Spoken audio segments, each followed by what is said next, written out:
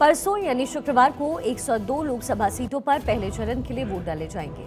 इसके लिए चुनाव प्रचार का शोर आज शाम 5 बजे थम गया। बीजेपी को 370 के आंकड़े को पार कराने के लिए प्रधानमंत्री मोदी ने 8 अप्रैल से 17 अप्रैल के बीच प्रधानमंत्री मोदी ने 24 लोकसभा सीटों का दौरा किया। पीएम मोदी आज असम और त्रिपुरा पहुंचे। प्रधानमंत्री मोदी पहले असम के नलबाड़ी और उसके बाद त्रिपुरा की राजधानी अगरतला में जनसभा को संबोधित करते नजर आए। इस दौरान पीएम मोदी ने कांग्रेस सरकार पर जमकर निशाना साधा। बाबा गरिया की धरती पर हमारी माताओं बहनों का इतना उत्साह, ये त्रिपुरा को ठगने वालों की नींद उड़ाने वाला है। भारत को विकसित बनाने में नॉर्थ ईस्ट की बहुत बड़ी भूमिका है।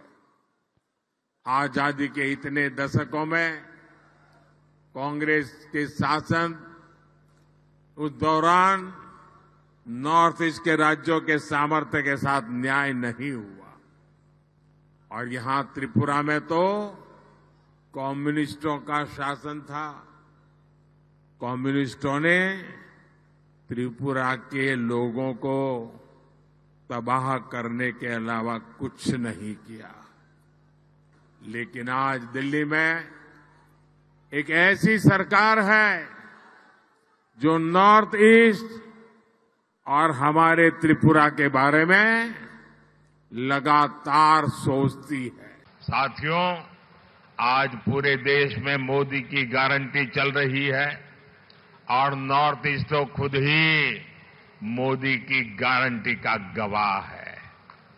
जिस नॉर्थ ईस्ट को कांग्रेस ने सिर्फ समस्याएं दी थी, उसे बीजेपी ने संभावनाओं का स्रोत बना दिया है। कांग्रेस ने अलगाववाद को खाद पानी दिया, मोदी ने पूर्वोत्तर को गले लगाने का काम किया। मोदी ने शांति और सुरक्षा के लिए प्रयास किए।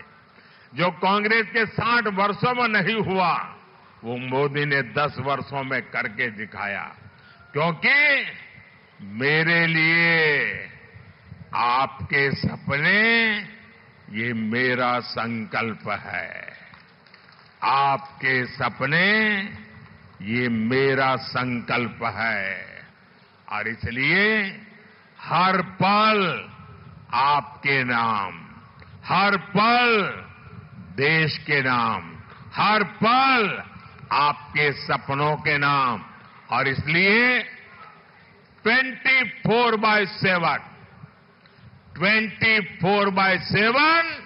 फॉर 2047।